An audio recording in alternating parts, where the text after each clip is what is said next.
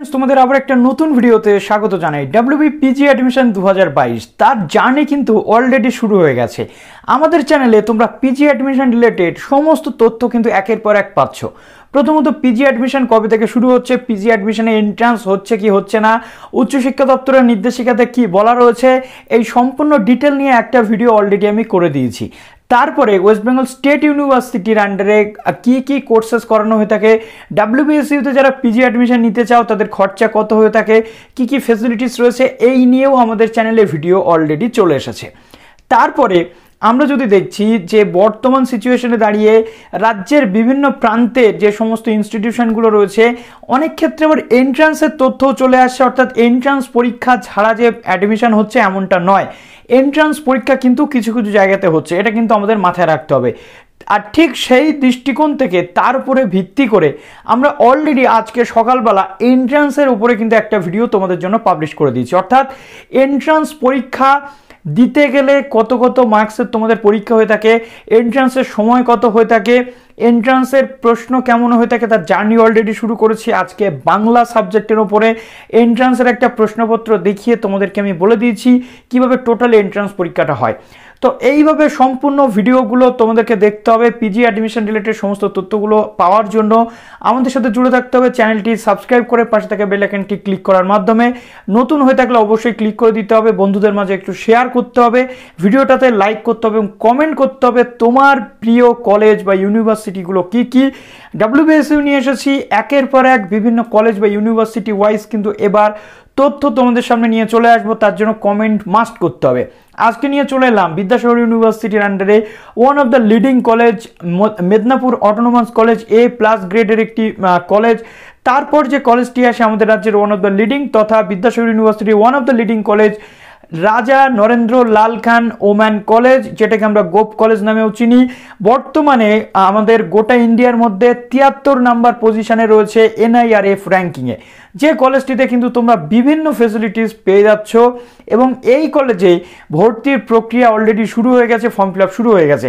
বলে রাখা ভালো, যারা অফলাইন পরীক্ষা দাওনি অনলাইন পরীক্ষা দিয়েছো, এই কলেজে ভর্তি হতে গেলে গ্রাজুয়েশনের ক্ষেত্রে অনলাইনে যদি পরীক্ষা দিয়ে আসো, বিশেষ করে 6 সেমিস্টার, তাদের কিন্তু নাম্বার কাউন্ট হবে না।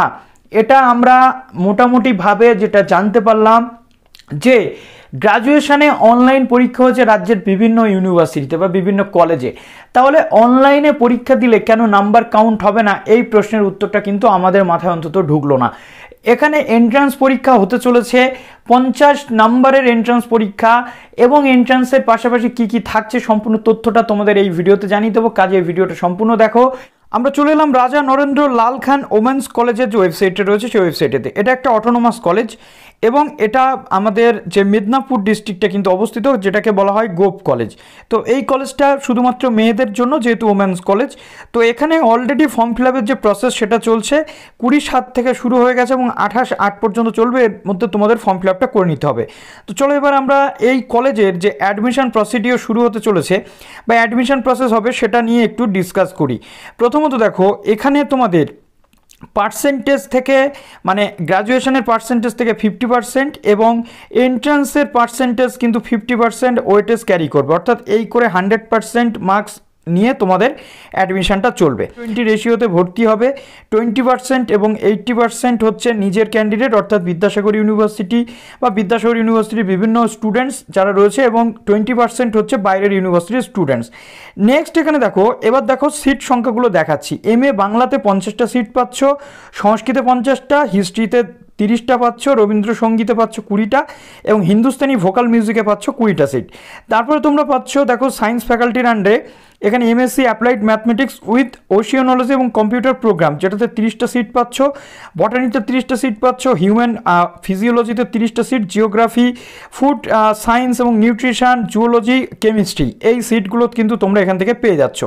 এবং বলে রাখা ভালো, 20 সালে যে সমস্ত ক্যান্ডিডেটরা এখানে পাস করেছো গ্রাজুয়েশন, 20, 21, 22 3 বছরের ক্যান্ডিডেটরা এখানে আবেদন করতে পারছো। মিনিমাম আবেদনের ন্যূনতম ক্রাইটেরিয়া এখানে দেওয়া রয়েছে, বাংলা, সংস্কৃত, হিস্ট্রির ক্ষেত্রে 40%, রবীন্দ্রসঙ্গীত, হিন্দুস্তানি, ভোকাল মিউজিক এখানে তোমাদের 40% অনার্স সাবজেক্টে থাকলেই তোমরা কিন্তু আবেদন করতে পারছো। তো নেক্সট এবার চলে যাচ্ছি, দেখো এখানে সিট যে ডিস্ট্রিবিউশন বা সিট ম্যাট্রিক্সটা দেওয়া রয়েছে। এসসি এসটি বা এখানে 80-20 রেশিওতে যেহেতু ভর্তি হচ্ছে, সুতরাং এখানে দেখো সিট ম্যাট্রিক্সটা তোমরা পেয়ে যাচ্ছ।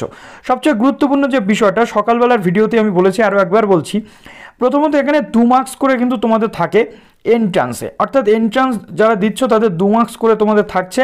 1.5 ঘন্টা টোটাল পরীক্ষা হবে, ফুল মার্কস 50 থাকছে, এবং এখানে খুব সুন্দরভাবে দেওয়া রয়েছে যে 25টা প্রশ্ন থাকবে, অর্থাৎ 25 × 2 হয়ে গেল 50 মার্কের তোমাদের এন্ট্রান্স। 12টা থেকে 2টো পর্যন্ত পরীক্ষা হবে। মাইক্রোবায়োলজি এবং নিউট্রিশন, এক্ষেত্রে মাইক্রোবায়োলজি এবং নিউট্রিশনের ক্ষেত্রে 12টা থেকে 2টো পর্যন্ত পরীক্ষা। অ্যাপ্লিকেশন ফিস তোমাদের 200 টাকা, কেননা এন্ট্রান্স পরীক্ষার জন্য চার্জটা নেওয়া হচ্ছে। এবার আসছে সিলেকশন প্রসেস। প্রথমত সেলফ ফিনান্সডের মধ্যে পড়ছে, এটা একটা এন্ট্রান্স টেস্টের মাধ্যমে তো হবে, কিন্তু টোটাল 100 যে মেরিট পয়েন্ট, এটা কীভাবে হবে, 50 মার্কস ক্যারি করবে এন্ট্রান্স টেস্ট থেকে, এবং 50 মার্কস ক্যারি করবে তোমাদের SGPA অফ সেমিস্টার 1, অর্থাৎ সেমিস্টার 1 এবং সেমিস্টার 6-এর যে মার্কস সেটা তোমাদের এখানে ক্যালকুলেশন করা হবে। আর যারা পার্টের ক্যান্ডিডেট থাকবে তাদের পার্ট 1, পার্ট 2, পার্ট 3 টোটাল মার্কসটাকে অ্যাভারেজ করে 50 মার্কস সেখান থেকে ওয়েটেজ আসবে। এবার সবচেয়ে গুরুত্বপূর্ণ একটা বিষয় তোমাদের এখানে রয়েছে, মেরিট বেসিস বা টার্মস সব কিছু এখানে দেওয়া। এবার আসছে কিভাবে মেরিট পয়েন্ট ক্যালকুলেশন হবে। প্রথমত এখানে 2টো সেমিস্টার এখানে নেওয়া হচ্ছে, একটা হচ্ছে সেমিস্টার 1, একটা হচ্ছে সেমিস্টার 6। তাহলে কি দাঁড়ালো বিষয়টা, আমাদের সেকেন্ড সেমিস্টার, থার্ড, ফোর্থ এবং ফিফথ সেমিস্টার কোথায় গেল? প্রথমত এখানে হচ্ছে সবচেয়ে টুইস্ট, অনলাইন পরীক্ষা যে সেমিস্টারে হয়েছে সেই সেমিস্টারের নাম্বার কিন্তু নেওয়া হবে না। অফলাইন পরীক্ষা যে সেমিস্টার হয়েছে সেটা নেওয়া হবে। আমরা জানি যে এই যে ব্যাচটা বেরোলো, অর্থাৎ 22 সালের যে ব্যাচটা, এই ব্যাচের একটা সেমিস্টার অর্থাৎ ফার্স্ট সেমিস্টার হয়েছিল অফলাইনে, সুতরাং সেই হিসেব করে এখানে ফার্স্ট সেমিস্টারের নাম্বারটা মাস্ট নেওয়া হচ্ছে, কিন্তু এখানে 6 সেমিস্টারের নাম্বারটা নেওয়া হচ্ছে না।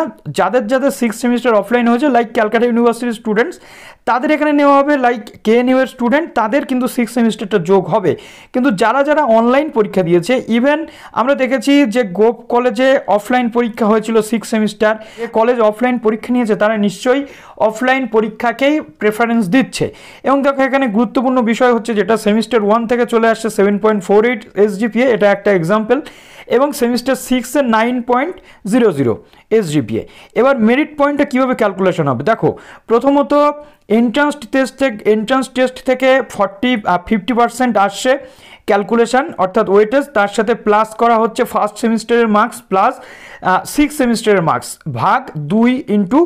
ভাগ এখানে 2 × 5, এই দিয়ে যে রেশিও যে মেরিট পয়েন্ট হবে সেটাই তোমার মেরিট পয়েন্ট। যদি 6 সেমিস্টারের মার্কস তখনই ক্যালকুলেশন হবে যদি পরীক্ষা অফলাইনে হয়ে থাকে, কিন্তু যদি পরীক্ষা অনলাইনে হয়ে থাকে তাহলে অনলি এই যে মার্কসটা দেখো, যদি এটা কিন্তু 6 সেমিস্টারের মার্কস নেওয়া হবে না, সেক্ষেত্রে এন্ট্রান্সের 50 ওয়েটেজ প্লাস 7.48 অর্থাৎ ফার্স্ট সেমিস্টার প্লাস, অর্থাৎ এই করে তখন হবে। সুতরাং এখান থেকে তোমরা কিন্তু দেখতে পেলে যে অফলাইন পরীক্ষা না হলে অনলাইন হলে কিন্তু মার্কস ক্যালকুলেশন হবে না, এবং এখানে যে খরচ রয়েছে সেই খরচটাও কিন্তু এখানে দেওয়া রয়েছে। এবং এই ভিডিওটা একটু শেয়ার করো এবং কমেন্ট করতে ভুলো না রাজ্যের আরও অন্যান্য ইউনিভার্সিটির কী তথ্য তোমরা চাইছো এই মুহূর্তে দাঁড়িয়ে। ভালো থাকো সবাই, অল দ্য বেস্ট।